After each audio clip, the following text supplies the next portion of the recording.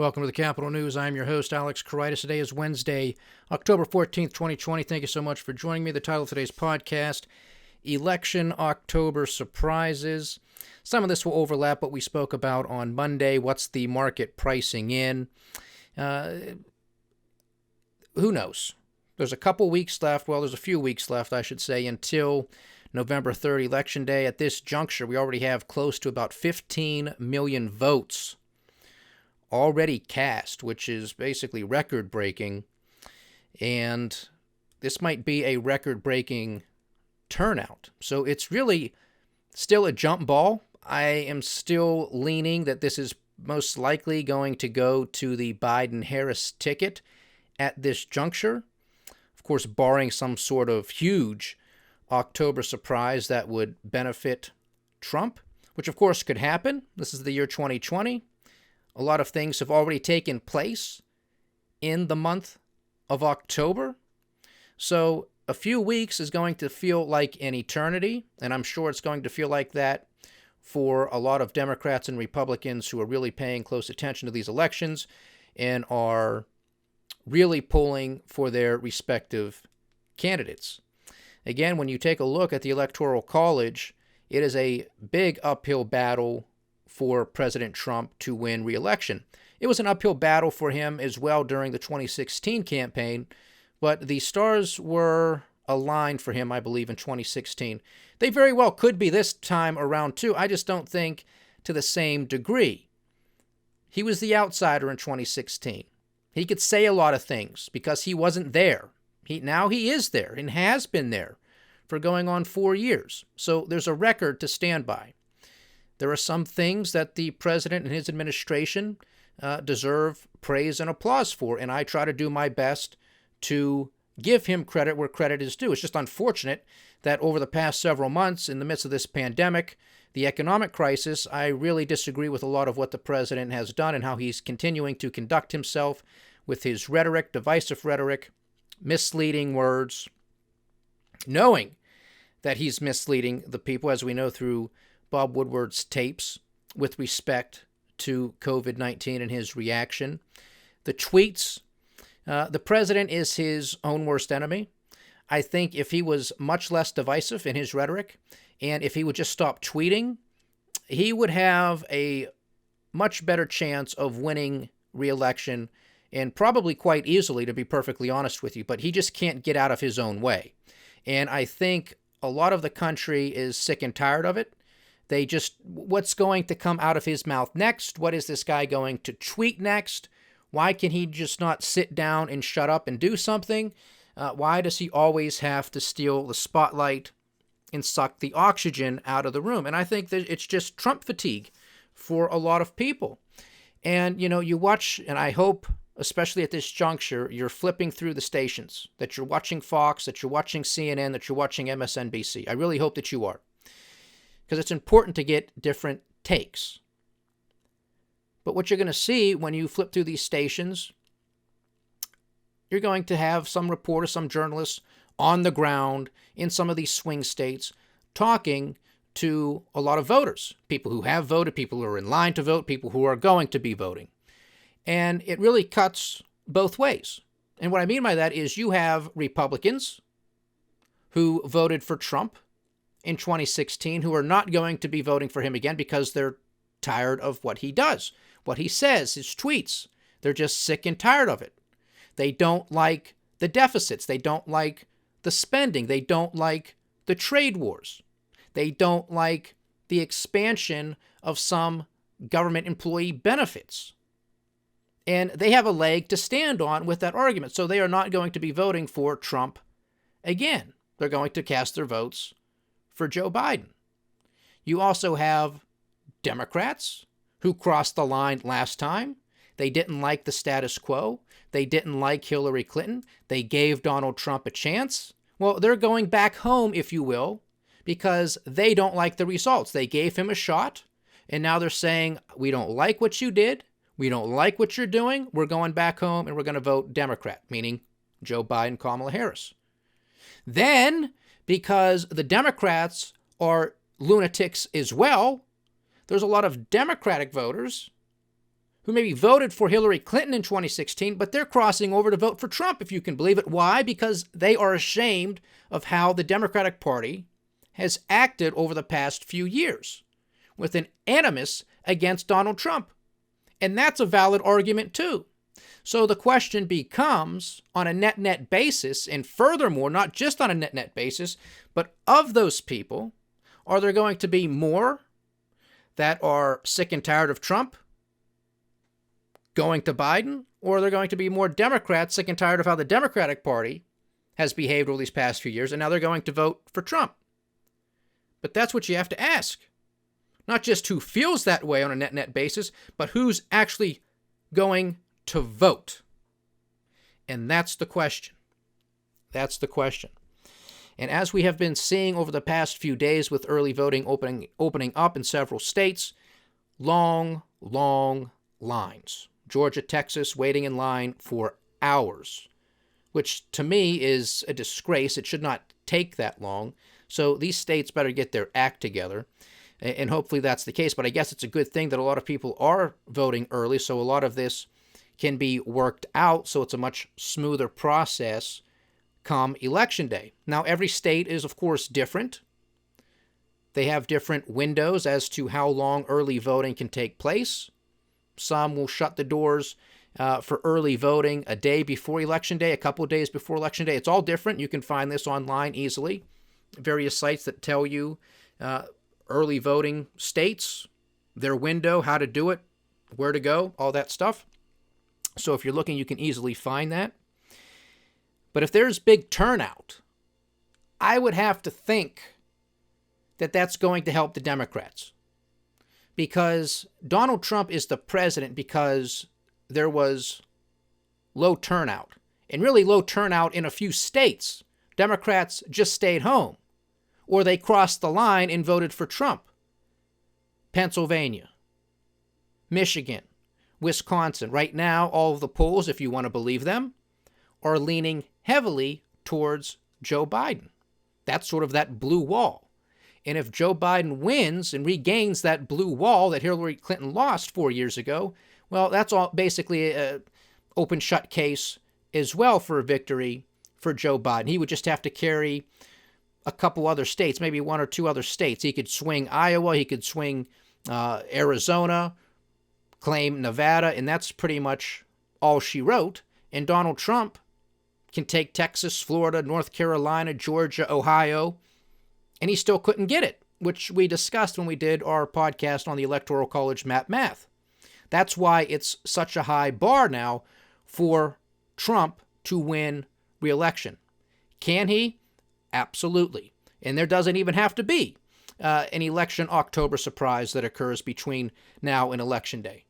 People can just say, you know what, we're going to give him another 4 years. The Democrats have beaten up on him. He seems to be more for no mask wearing, open up the economy. Joe Biden seems to be, okay, let's wear the masks. And if we have to shut down again, it's going to be okay to shut down again because we have to eradicate the virus in order to have an economy. That might be enough. That could be it. I don't think it's going to be that simple. I think there has been too much divisive rhetoric. I think there has been too much that has occurred over the past 4 years, especially last year and this year, because of the pandemic, because of the economic crisis. And it's going to be more than the mask wearing, more than the economic shutdowns. It's really about, as Joe Biden said, and what they're trying to do. And as I stated, if they can stick to the script, I think it's going to work for them, is about civility. It's about uniting the country. Now, I'm not saying that Joe Biden's going to be Mr. Civility or that he's going to be able to unite the country, but at least he's trying, and people respect that. Donald Trump likes the chaos. He loves the chaos. He lives in the chaos. He thrives in the chaos. I mean, this is what we've been witnessing. This is no accident. This is his environment. That's why he destroyed how many Republicans on that stage in 2015, 2016? Because he stole the show. He played his game and brought people down to his level, which when you go there, you are not going to beat Donald Trump. That's his game. That's his arena. You do not have a chance. That's why you have to do your best to stay above it. So if he can bring down Joe Biden over the next few weeks, sinking him to his level, well, then you're going to say, okay, well, which pig is cleaner in the muck? But Joe Biden hasn't been falling for it, and he doesn't have to. He stood his ground in the first debate. It was a disaster for both candidates. It was a disgrace for this country. It was a national embarrassment. As we stated, it was going to be, and it was even worse than what I thought. So that turned a lot of people off.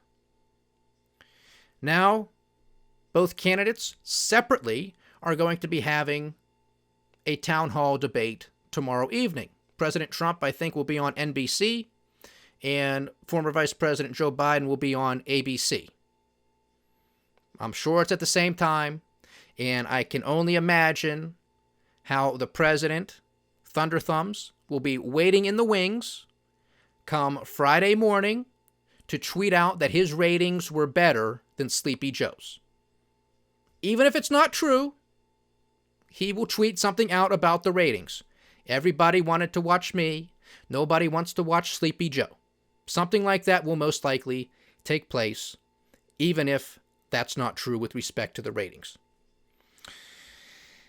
Now, it's a shame that these candidates are not doing this together. Now, of course, the debate commission, due to the president's COVID-19 case, said, all right, we will have it, but it's going to be virtual. The president says, nope, not happening. I'm not wasting my time doing a virtual debate. I think that was a mistake. I think the president needs to be there against Joe Biden. I really think he does. He needs to recover from that first debate more so than Joe Biden does, because we know after that first debate that a lot of those people who were still undecided, about 6% of the country, again, if we want to believe the polls, which I believe that's probably pretty representative.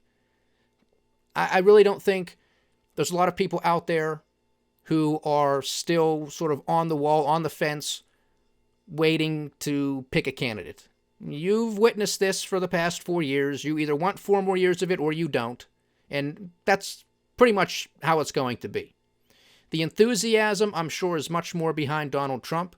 It's just the type of guy he is. That's his character. That's his part of his charisma.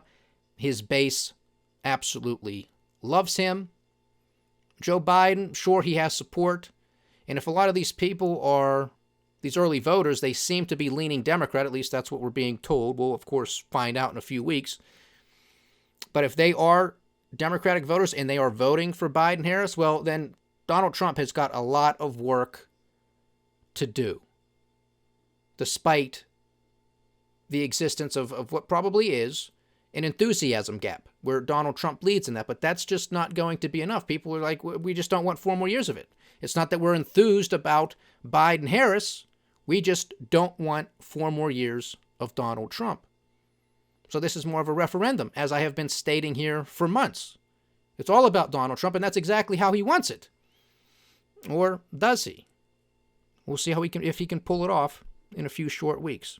So these town hall debates going to take place tomorrow night. Would have been much better to do the virtual event and stand up against Joe Biden, but it is what it is. It's done and over with now. This is how it's going to be.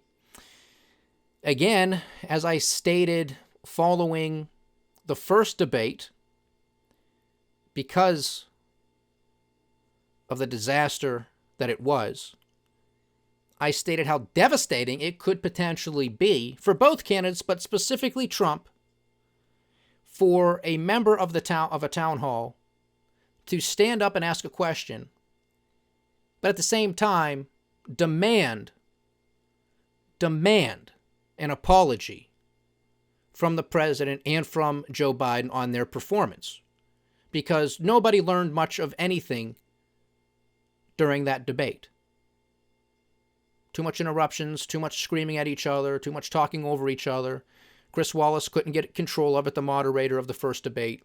It was just terrible across the board. Even though there were a few moments where Trump made some good points, and there was a couple moments where Joe Biden made a couple points for his base. But that was all drowned out with what else took place.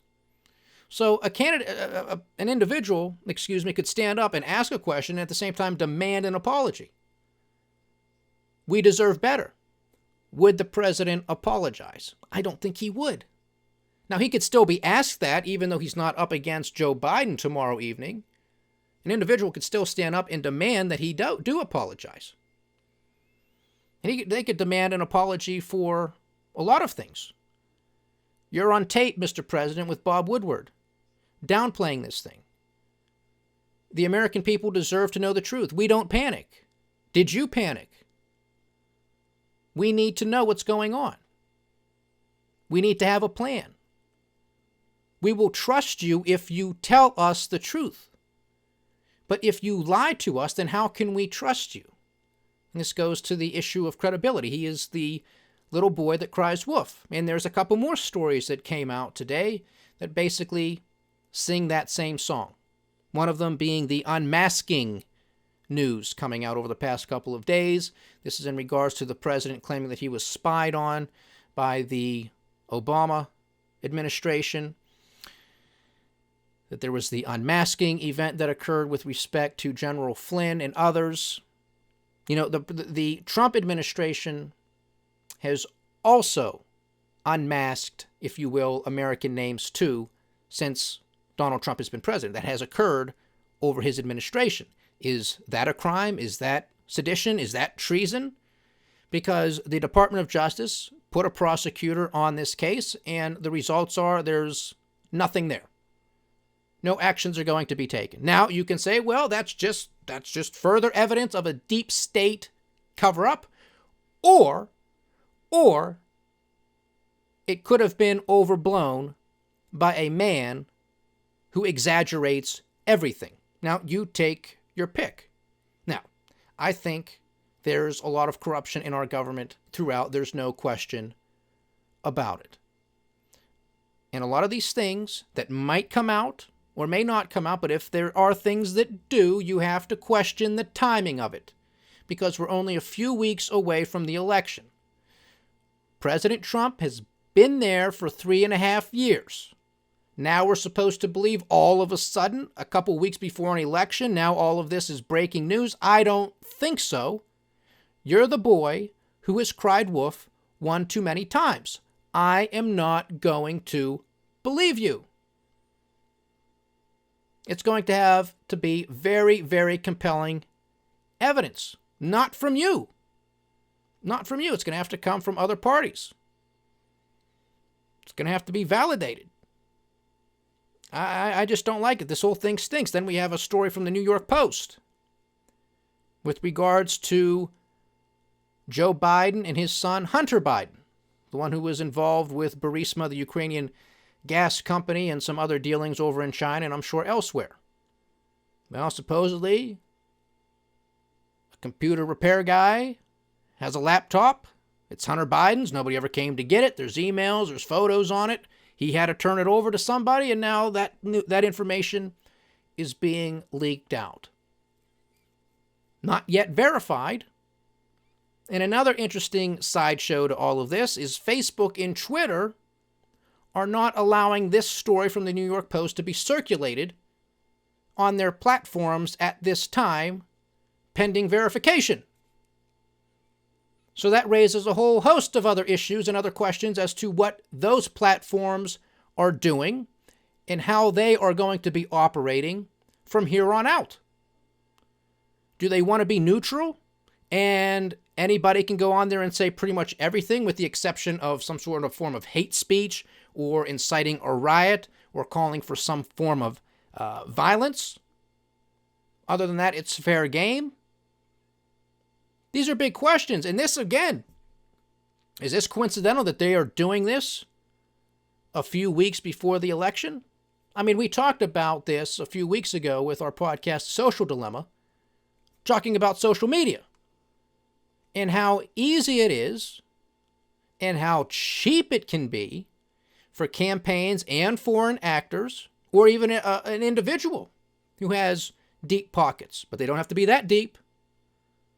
If you're creative enough to put out some form of viral campaign, misinformation campaign, But if you dot enough I's, cross enough T's, send it to the right demographic, well, that's it. That could be game, set, match.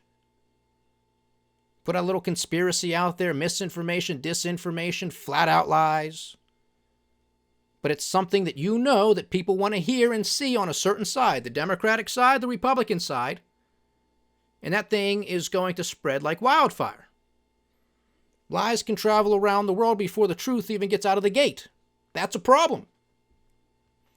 And now we are just doing that to the nth degree because of social media. So are these platforms, are they finally understanding this? And that's why they're shutting this down? Because, well, this hasn't been verified yet? Well, how many other stories haven't been verified yet? And if it is verified, are they going to allow it on there? What third party are they using to verify this information? Who are they? Do they have an agenda? Is that third party going to be known? Are they going to be audited by somebody else? It's like, who's checking the fact checkers? Who are checking the fact checkers? Who are checking the fact checkers? This is just the rabbit hole. This is just Pandora's box being open, and she ain't going back in it. As we discussed during that podcast, Social Dilemma. This is the problem. That's why I am encouraging you and begging you to flip through all of the different stations and to even turn them all off every once in a while and take a break. Take a break so you can actually come up with an original thought. Be a free thinker. Read some books. Go outside, take a walk, do something, turn off this nonsense every once in a while. It's not healthy to watch it 24/7. Do something else. Again, come up with an original thought, a creative idea. Question what you heard on Fox News. Question what you heard on CNN or MSNBC. Question what you just read from the Wall Street Journal or the Washington Post or the New York Times. Do they have an agenda? What's going on here? Does that make sense with other stories? And I know it's difficult because it's a 24/7 news cycle compounded with social media. Who's tweeting what? What's on a Facebook page? You name it. Round and round we go. It's very difficult to stay on top of everything. And as human beings, we want to believe what we already agree with. So if somebody says something that we already agree with, we say, oh, well, that has to be true because that's what I believe. And that's why this is getting so dangerous. And this is why everybody's getting, deeper and deeper into their respective silos, especially their political silos. Because you have several outlets to go to feel safe and warm and comfortable. If you're a conservative, you got Fox News. You have Rush Limbaugh. You have Mark Levin. You have Ben Shapiro. Sean Hannity. You have talk radio. You have the Wall Street Journal. You got Breitbart. You have your sources that you can go to that just confirms what you already think that you know. But do you? Because you're just going to sources that agree with what you think is right and what you think is true. Same thing with liberals in the Democratic Party. You have CNN, you have MSNBC, the Washington Post, New York Times, Huffington Post.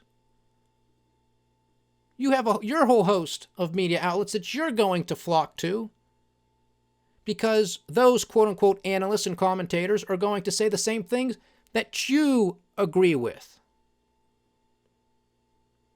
This is why we were warned 200 and some years ago by George Washington and other founding fathers not to form political parties. Because this is what happens.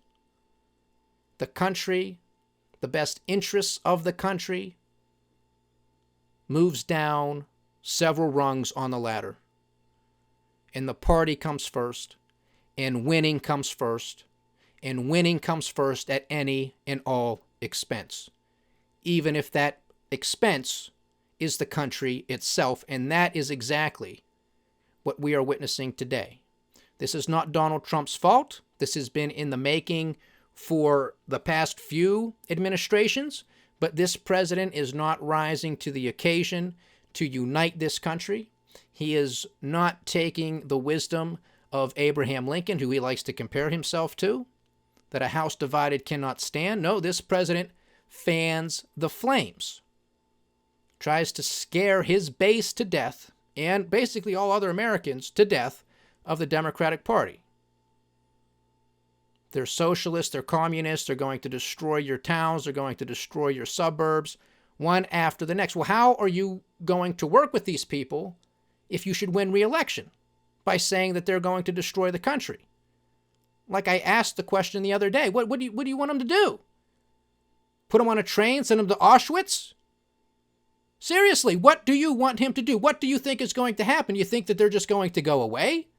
Same question applies to the Democrats who despise the Republicans. What do you want them to do with them? Are they just going to go away? This is what happens when you put the party first. This is what happens when you put winning first at any cost. This is what happens when you put a stock market that you want to just see go up and up and up at any cost. Well, we don't have a market anymore. We have a banana republic printing press. We have an out-of-control Congress, an out-of-control White House, an out-of-control central bank in the Federal Reserve. We don't have markets anymore, ladies and gentlemen. This fear of socialism or fascism, it's going to be here. Too late. It is already here. Open up your eyes and ears. Pay attention to what's going on right in front of you. This is not behind your back. This is right in front of you. Now, we might only know half of what's going on, but the half that we do know is devastating and it's damning.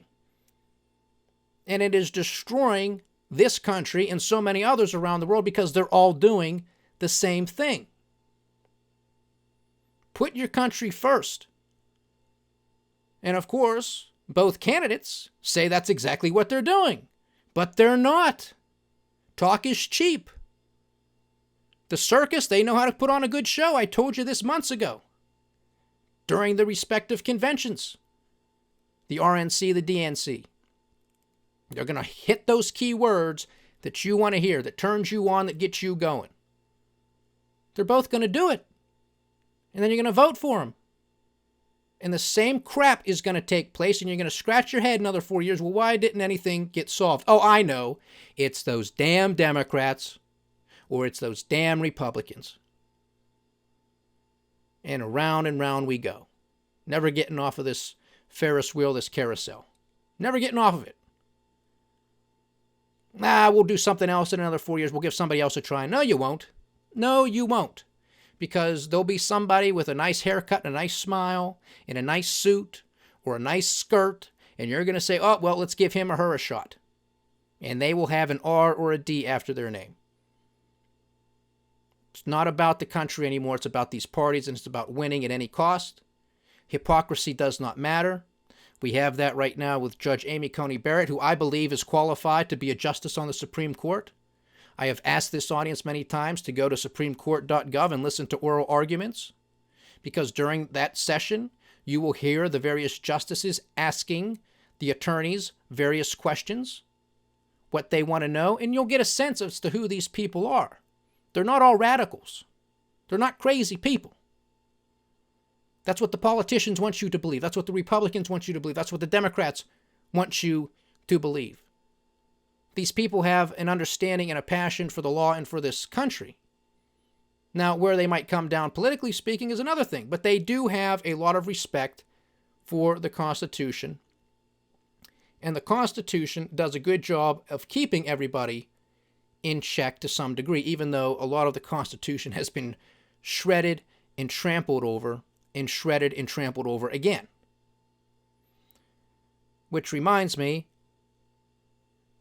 I still want to go through the Constitution. I still want to have some sort of segment and discussion where we go through the Federalist and Anti-Federalist papers, because I think that would be interesting discussion. I just got to figure out when I want to do it, how I'm going to fit this in. And I was with the way that this year has gone, I just haven't been able to come up with the time to do it. I hope things settle down. I don't know if that's going to be the case. It probably isn't going to be the case. Another case in point with this. We have protests breaking out in Thailand once again, in the capital city of Bangkok. There is an issue of a state of emergency due to these protests. So again, these protests are just getting heated up. We have a nice surge in COVID cases, unfortunately, taking place in Europe and here in the United States as well. But in Europe, we're getting some other restrictions put in place. If this thing goes down into full lockdown mode again, or these restrictions get tighter, I imagine there will be more protests taking place in Europe again as well.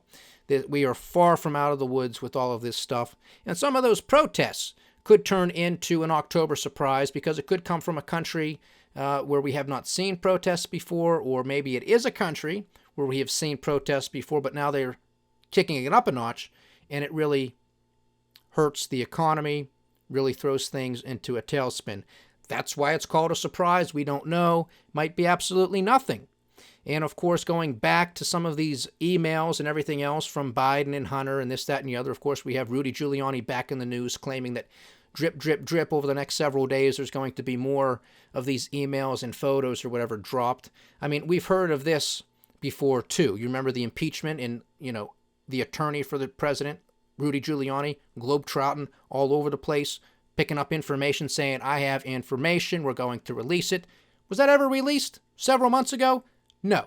If it's that devastating, if it is sedition, if it is treason, why would you have held on to it? So again, when any of this stuff comes out this late in the game, you have to ask yourself why. Is it real or is it just political? Are they just trying to win at any cost? And when you try to win at any cost, you're going to end up losing this country. And unfortunately, that's the path that we are on. We still have a lot of back and forth with whether there's going to be another round of spending. I imagine in due course it's going to take place. I have never deviated from that. But there's a lot of politics going back and forth. We have Treasury Secretary Mnuchin coming out and saying, well, probably not before the election, but maybe, some him and Han, and then claiming, well, the GDP figure that's going to come out at the end of this month for the third quarter, it's going to be fantastic, which he's most likely right. That's basic math, ladies and gentlemen. Do not fall for this. When you have the worst figure ever in American history in the second quarter of this year, you're likely going to have a pretty strong number in the subsequent quarter, perhaps the best ever. But that's bogus at the end of the day, because the question is what happens from there. And we talk about what's happening from there every single day, and it is not a good picture. This is not a super duper miraculous V-shaped recovery. The stock market and the economy are two separate things. They used to be more closely correlated, but now they are unhinged. They are decoupled. Not happening. So that's the figure of GDP. We'll get that again at the end of the month. That'll be hyped up by the president, a few short days before the election. How many people that's going to sway, I don't know. Probably not too many. By that time, you could have half the country, maybe even more by then, who's already voted. And again, this is something that has already happened. The third quarter's in the books. So as far as the markets are concerned, that should already have been priced in. So I couldn't imagine there being any sort of fantastic rally in the stock market because of the GDP figure. Now, of course, it could happen because the market just loves any excuse to rally, but that should already have been priced in because it's already happened. It's already in the books. This is just the number that is coming out. Oh, well, we counted everything and here it is. So election, October surprises. Your guess is as good as mine if anything's going to come down the pike. It is an uphill battle for Trump.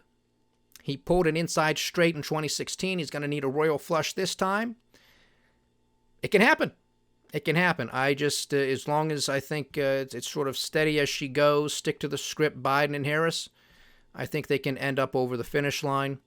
But even if they do, it could still be a contested election, and that could go further to divide the country and sow the seeds for some more discord and some more protests and riots, and it could really set the stage for some nasty things over the coming several years. So let's hope that doesn't happen, but don't be surprised if it does either. Stay diversified, stay vigilant, and stay with the Capital News. I am Alex Caritis. Godspeed.